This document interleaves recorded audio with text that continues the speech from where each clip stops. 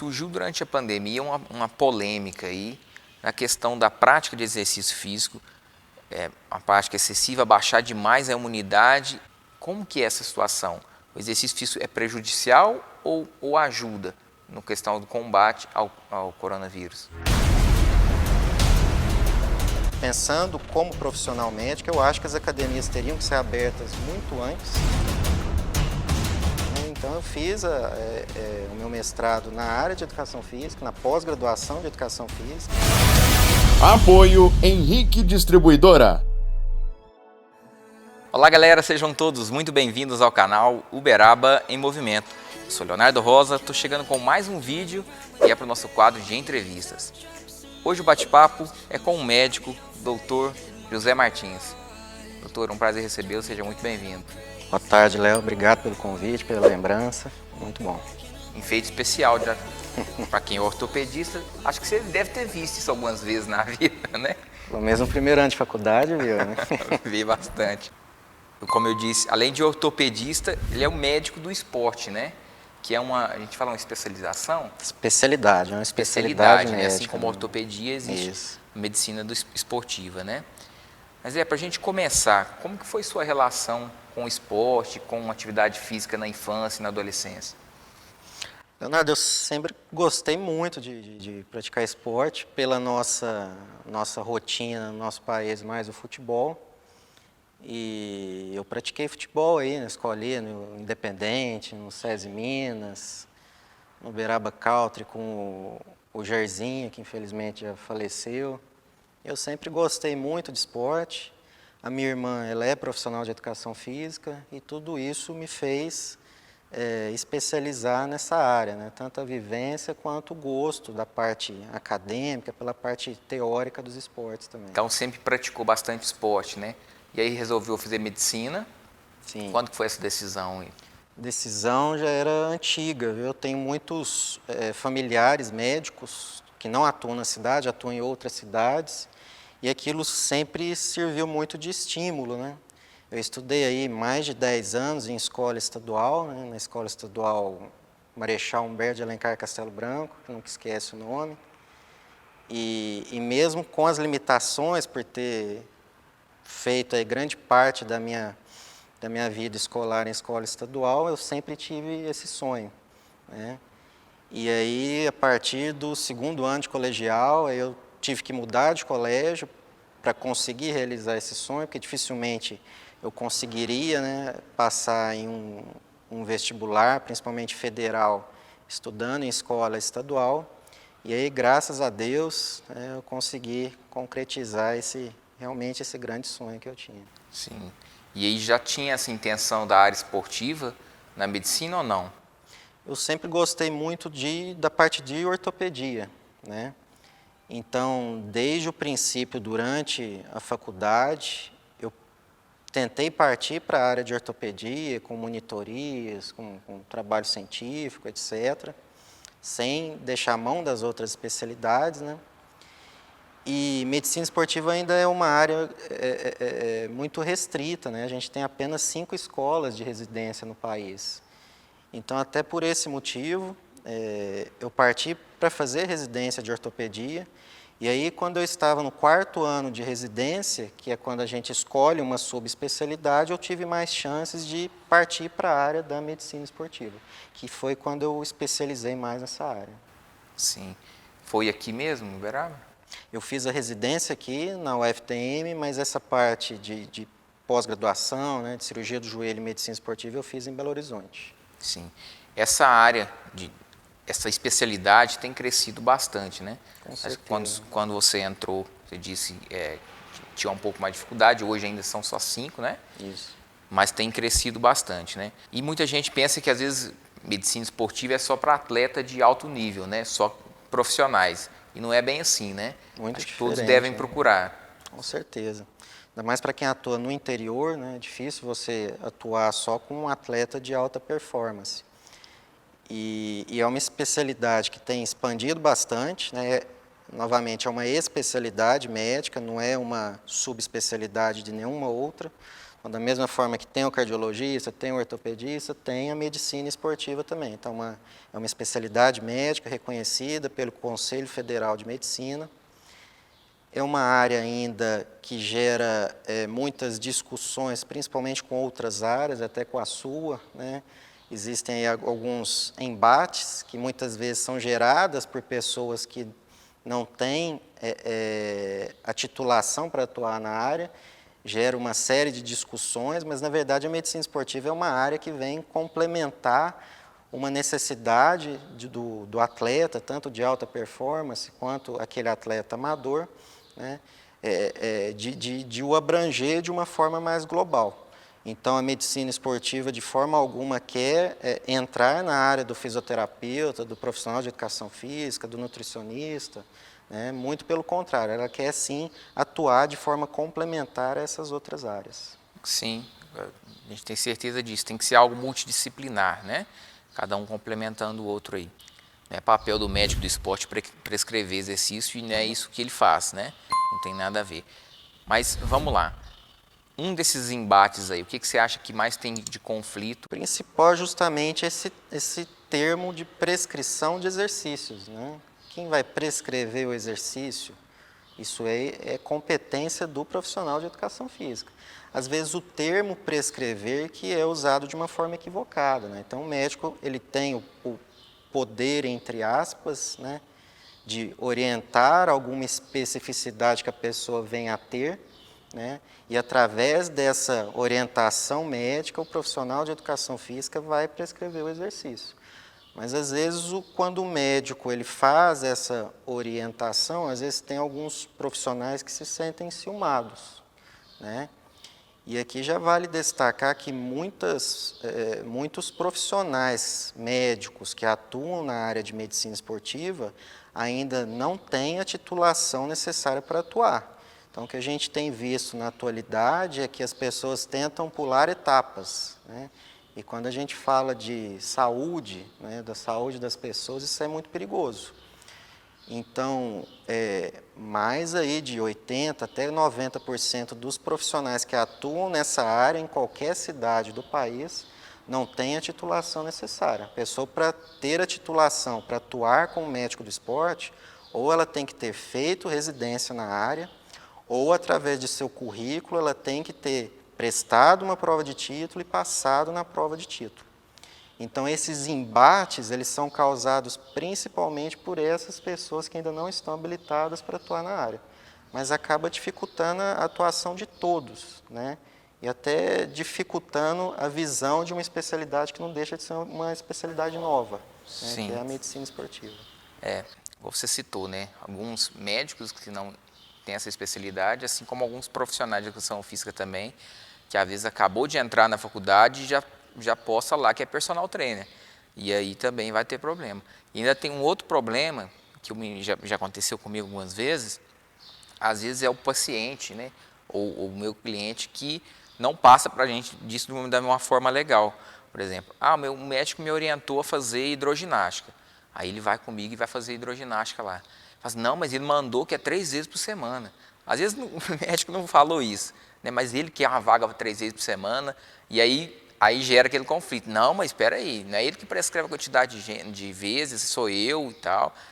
Às vezes acontece isso, às vezes é quem está no meio do caminho, que é o cliente, o paciente, que não entendeu muito bem como é que é a situação. E aí é a necessidade sempre tentar atuar em equipe, né? Às vezes é muito difícil, até por questão financeira, né? A gente já estava conversando aí a fase que nós estamos vivendo, né? Que acabou dificultando para todos, mas é um exemplo da necessidade de sempre tentar atuar em equipe. Isso aí. Você terminou recentemente um mestrado, eu vi nas redes sociais, até parabéns pessoalmente agora. Obrigado. Sucesso aí mais na carreira, né? O que você pesquisou? Foi mais na área de ortopedia, de medicina esportiva, qual que foi? Eu fiquei, após a minha especialização, eu fiquei em torno aí de 1 ano e meio, 2 anos. Eu iniciei mestrado em São Paulo, mas na época, por uma série de dificuldades, né, não foi possível dar seguimento. E aqui em Uberaba eu tenho uma pessoa que eu tenho um amigo, eu posso dizer amigo, é difícil a gente falar amigo atualmente, né? mas eu posso dizer dessa pessoa que é um grande amigo, que é o professor Otávio, que é o professor lá da Universidade Federal, do Triângulo Mineiro. Em uma conversa informal, eu disse para ele dessa minha necessidade, né, de complementar a pós-graduação. E aí veio o convite, né, eu prestei o processo seletivo, passei, né, então eu fiz o meu mestrado na área de Educação Física, na pós-graduação de Educação Física. Isso me fez ter uma visão ainda muito melhor da área. Lógico que eu não vou me titular profissional de Educação Física, né, mas foi uma atividade complementar muito satisfatória para o meu currículo. E aí a gente tentou abranger algo da minha área com a área de Educação Física. E o Otávio, ele é um grande lutador de jiu-jitsu, né, e o que nós pesquisamos foram as lesões musculoesqueléticas em lutadores de jiu-jitsu. Existe uma certa bibliografia referente a isso, mas não há na literatura dados que dividem essas lesões de acordo com os dois tipos de lutadores. Então, no jiu-jitsu, nós temos o lutador passador de guarda e o lutador guardeiro. Então, o nosso objetivo foi estudar justamente essas lesões de acordo com o perfil dos lutadores. Sim. Quais as maiores lesões lá? Graças a Deus, foram as lesões do joelho, graças a Deus brincando, lógico, né? As lesões do joelho e ombro são as mais incidentes no lutador de jiu-jitsu, tanto no lutador passador de guarda, tanto no lutador guardeiro. Mas o que nós observamos é que o lutador guardeiro, que é aquele que fica em posição no solo, né, que cadencia o combate, ele teve uma incidência maior de lesões, uma prevalência, melhor dizendo, de lesões, né, tanto do joelho quanto do ombro. Principalmente por eles realizam muitos movimentos rotacionais, né, para tentar, durante o ato de defesa, no ataque do seu oponente, então ele acaba lesando mais essas articulações. O joelho é uma coisa que se lesiona em vários e vários esportes, né? Por que dessa lesão? É porque ele não é preparado para uma sobrecarga, ou é uma questão genética da pessoa, ou porque provavelmente está fazendo alguma coisa errada?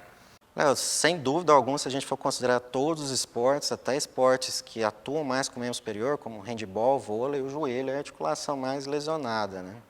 E aí a gente pega tanto lesões por sobrecarga, principalmente na população adolescente, na população de infância, né, que são muito comuns.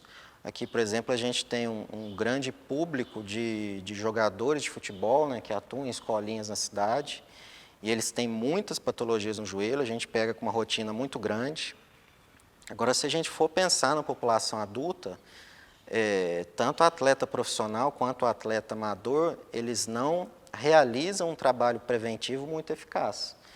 Então, muito frequentemente, eu pego aí atletas, né, eu atendo atletas de um nível de performance melhor e eles apresentam um desbalanço grande, uma assimetria grande de musculatura, né, e esse eu considero um dos principais fatores que vão desencadear essas lesões. Lógico que tem fatores genéticos, fatores nutricionais, uma série de fatores relacionados, mas eu relaciono esse grande índice, né, de lesões, tanto ao grande volume de treino, considerando o esporte profissional, principalmente futebol, e a esse desbalanço muscular que é muito comum nos atletas. Isso aí. Então, é basicamente isso, né? A gente tem sobrecarga, mas é principalmente em atletas profissionais, né? Mas o atleta amador, eu vou dar um exemplo do ciclismo que eu vi que cresceu demais aí, você deve ter reparado. O ciclismo cresceu no mundo inteiro demais durante essa pandemia. E aí eu fui um que voltei a pedalar. E aí quando você vai vendo cada detalhe que você estava fazendo errado, de posição do banco, posição do guidão, posição de pedalar, posição do joelho quando pedala, é aí que aparecem as lesões, porque estava tudo errado.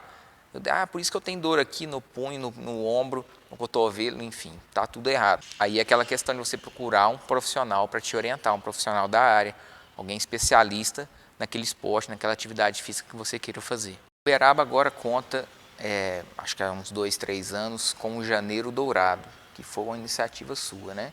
De onde surgiu a ideia? Conta um pouquinho mais para a gente sobre. Leonardo, o Janeiro Dourado foi uma iniciativa muito importante da Sociedade Paulista de Medicina Esportiva.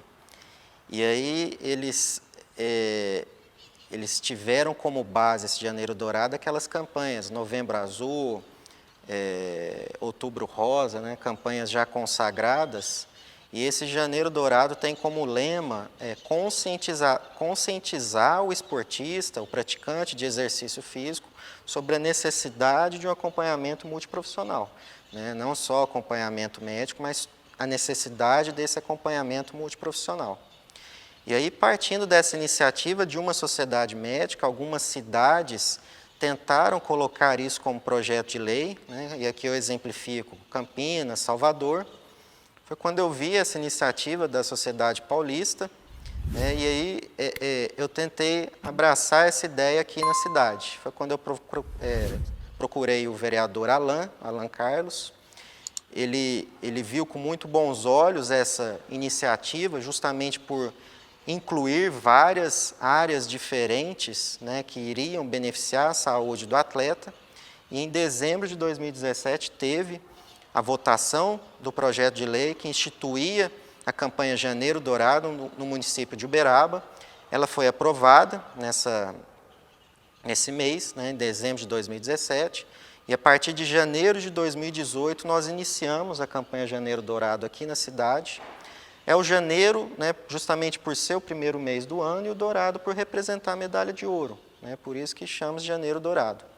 E aí nós já promovemos, junto com a FUNEL também, né, que foi outra grande parceira que abraçou essa iniciativa, por todos os seus diretores, colaboradores.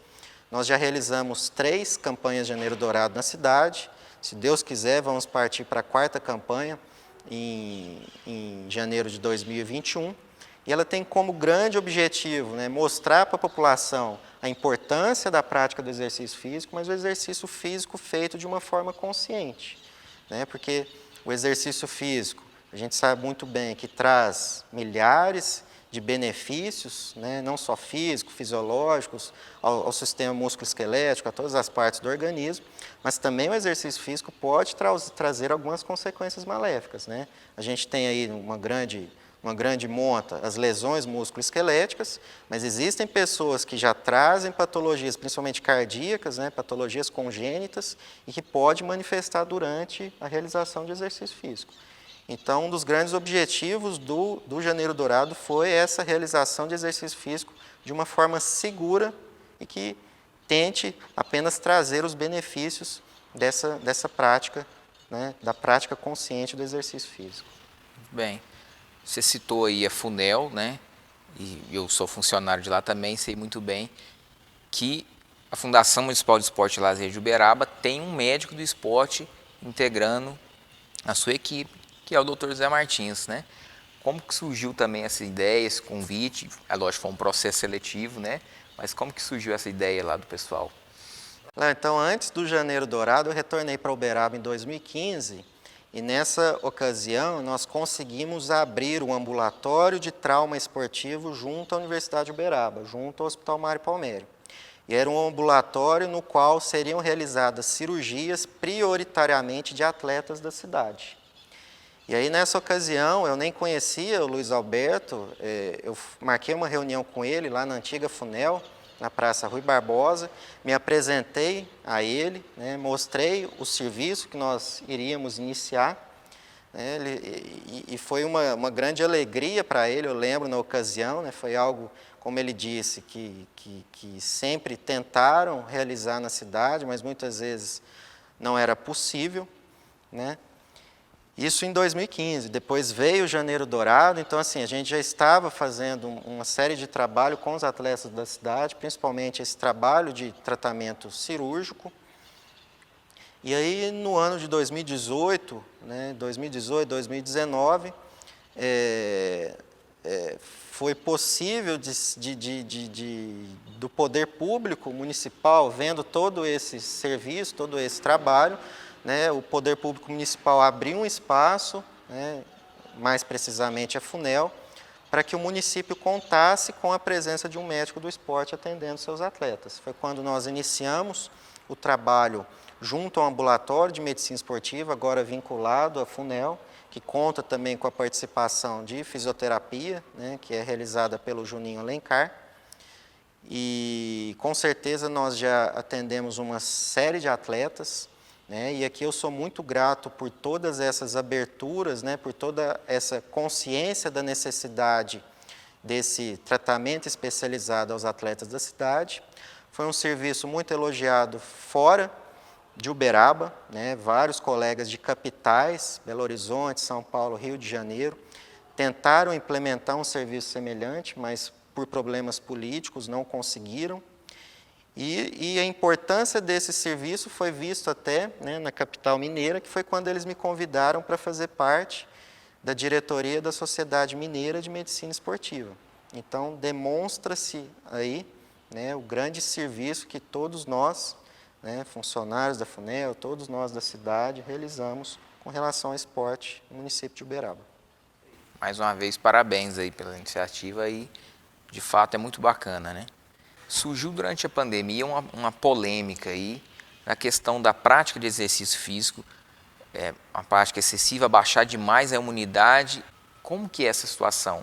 O exercício físico é prejudicial ou ajuda na questão do combate ao coronavírus? Leonardo, com relação a esse tema, né, imunidade e exercício físico, a literatura já é bem consolidada de que o exercício físico, até uma moderada intensidade, né, ele vai atuar de uma forma sinérgica à melhora da imunidade. O que existe algum embate na literatura é com relação ao exercício de alta performance. Mas aí quando a gente pega a literatura, né, a literatura é muito discordante com relação a esse tema. Até porque estudar um atleta de alta performance é muito difícil, né? Então, às vezes, um atleta de alta performance, ele tem uma privação do sono, né? Então, muitas vezes, ele pode aumentar o índice, a incidência de infecções, por exemplo, de vias aéreas superiores, mas por essa privação do sono. Às vezes, ele tem algum desbalanço nutricional pelo volume de exercício que ele pratica, e a queda de imunidade pode ser por conta, né, desse distúrbio nutricional. Então, com relação ao exercício físico de alta performance, é que ainda há uma certa discordância. E aí, quando nós relacionamos, né, com a Covid-19, as orientações das sociedades, né, que tratam desses temas, foi de que a grande maioria da população que não é um atleta de alta performance, foi para que eles não quisessem ganhar o tempo que eles perderam em uma semana, em 2 semanas. Porque aí, com certeza, eles entrariam em uma situação que poderia comprometer o sistema imune, que é muito semelhante à situação do overtraining, que causa uma série de alterações fisiológicas e que podem comprometer a imunidade. Mas, de uma forma geral, o exercício físico em moderada intensidade, que é o que a grande maioria da população pratica, ele vai melhorar a imunidade. Sim, é o que a gente já entrou aqui algumas vezes nesse tema, né? Não é o momento de você virar um atleta profissional. Você que era sedentário, virar um atleta, né? É aos poucos, certo? E como que você viu e vê essa questão das academias? Acabou sendo, acho que a academia e a escola, né? Acabou sendo o que ficou mais fechado aí. As escolas ainda estão fechadas, voltando em alguns lugares, por exemplo, citando o Brasil, alguns lugares do Brasil estão voltando bem devagar. Mas as academias, como que você viu isso? Você acha que elas deveriam ter voltado mesmo? Léo, acho que no primeiro momento, até por ser algo muito desconhecido, eu acho que foi uma atitude muito prudente no geral, né? Não estou falando aqui do poder municipal, eu falo no Brasil em geral, no mundo, né? Foi uma atitude muito prudente fechar tudo, fechou tudo, né? Não só academia, consultórios médicos da minha área, enfim, todas as atividades. Mas a academia é um espaço que gera muitos benefícios à pessoa, né? Não só benefícios físicos, e aí nós já partimos também para a parte mental, para a parte de saúde mental. Então, eu acho, a meu ver, eu falo como profissional médico, né? Às vezes se eu fosse gestor eu pensaria de uma forma diferente, mas pensando como profissional médico, eu acho que as academias teriam que ser abertas muito antes. A população criou, pelo menos a grande maioria da população criou, uma conscientização da gravidade da doença, né, da necessidade de se tomar cuidados especiais. E aí eu acho que as academias, a nível nacional novamente, né, não foram abertas por uma certa, entre aspas, fraqueza até da área, né, dos profissionais de educação física. porque a gente viu outros setores aí que foram abertos muito antes, e esses setores foram abertos unicamente por questões econômicas, né? Então, aqui cabe também uma crítica que nós, né, sociedades médicas, também levamos, e isso tem crescido muito, da importância de uma sociedade atuar politicamente, crescer politicamente, visando, né, os seus interesses. Aqui também cabe uma crítica, né, a nível nacional da necessidade, né, da área dos profissionais de educação física, considerando a sua importância, né, a sua enorme importância, atuar de forma política, novamente, eu não falo a nível municipal, eu falo a nível nacional, para que tenha o crescimento necessário da área. A gente viu aqui recentemente essa abertura que teve, né, uma portaria que teve sobre a inclusão do profissional de educação física na unidade hospitalar, e eu vi em redes sociais muitas outras áreas, né, atuando contra isso, né, às vezes por embates não necessários e que acaba, no fim, dificultando a saúde da pessoa, né? Então, isso é uma necessidade de qualquer área, uma necessidade de atuar mais politicamente para o crescimento dessa área. Mas, enfim, né, eu vejo aí que as academias vão trazer uma série de benefícios. Aqui eu não falo da parte econômica, né? Eu acredito que se a classe médica fosse proibida de realizar consultas eletivas, cirurgias eletivas, né, elas já teriam se mobilizado muito antes, isso teria mudado o jogo, porque, infelizmente, a classe médica ainda tem um certo poder, entre aspas, na sociedade, né? Então, eu acho que as academias não foram abertas antes justamente por isso. Mas, graças a Deus, retornaram, a gente vê que ainda está com um movimento muito baixo, mas, se Deus quiser, aos poucos isso vai retornando à normalidade. Isso aí. Vamos voltar. Lógico que a gente tem o receio, né? Posso falar com propriedade, eu sou um dos que estão andando na academia, orientando o pessoal, fiscalizando se está tudo certinho, e vejo que o pessoal voltou de forma muito devagar, né? Mas as academias estão preparadas. É claro que tem falhas, não são todas, né? Assim como tem bares funcionando de maneira errada, tem restaurantes, né? Tem vários outros serviços aí que não estão funcionando de maneira como deveria, né? Mas isso a gente está orientando, então pode voltar para a academia, ela tem muito a contribuir, tem muito mais a contribuir do que a prejudicar na questão do combate ao coronavírus. Pessoal, a conversa está ficando muito bacana, mas se você não inscrever, não curtir o vídeo, o Dr. Zé Martins não vai voltar aqui de novo, porque ele vai achar que o vídeo dele ficou ruim. Aí a culpa vai ser minha. E sua que não inscreveu. Ah, já se inscreveu, já curtiu, agora vamos dar sequência. Doutor, um ídolo. Até aproveitando para falar, como eu disse, é muito difícil nós falarmos atualmente, nós temos amigos, né? Então o ídolo com certeza os pais, né? Mãe, pai. Não dá para diferenciar um do outro, então meus pais. Os pais, sim. Alguém que você usa como referência, algum profissional, tanto na medicina ou como na área esportiva também, com quem você se inspirou, já trabalhou? Aqui na cidade eu tenho um agradecimento muito grande, né, ao Dr. Constantino, que foi o meu professor, é um amigo, né, que eu tenho como um grande profissional. Fora de Uberaba, eu tenho também outros profissionais que me orientaram nessa área, né, mas aqui até em respeito à pessoa que ele é, eu cito o Dr. Constantino. Doutor, vou te agradecendo demais a presença aqui, foi um prazer recebê-lo. A gente tem papo ainda para várias outras ocasiões, pode ficar esperando que o convite vai chegar. Eu que agradeço, Léo. Eu fico muito feliz, às vezes, de participar de um congresso médico, mas fico muito mais feliz quando um profissional de outra área, principalmente uma área que eu respeito tanto, né, não só por ter uma familiaridade grande, né, pessoas da minha família fizeram a área, eu fiz uma pós-graduação dentro de educação física, né, sou um profissional, um médico do esporte, então eu fico muito feliz com esses convites e a minha proposta é sempre atuar, né, adicionando sempre, sem tentar subtrair, então atuar de uma forma conjunta com as outras áreas. Não só na parte acadêmica, né, com vários eventos que a gente promove aqui na cidade, quanto com a parte clínica também. Então eu estou sempre à disposição, Léo. Parabéns pelo espaço. Eu não sou muito adepto de lives em redes sociais, às vezes eu acho que a pessoa fica muito exposta de forma desnecessária, né? Mas canais como o seu, canal no YouTube, só vem a acrescentar né, tanto na parte acadêmica quanto na parte profissional aqui no nosso município. Obrigado. Eu que agradeço. Pessoal, então se você gostou do vídeo, já curtiu, já se inscreveu, um grande abraço e até o próximo vídeo.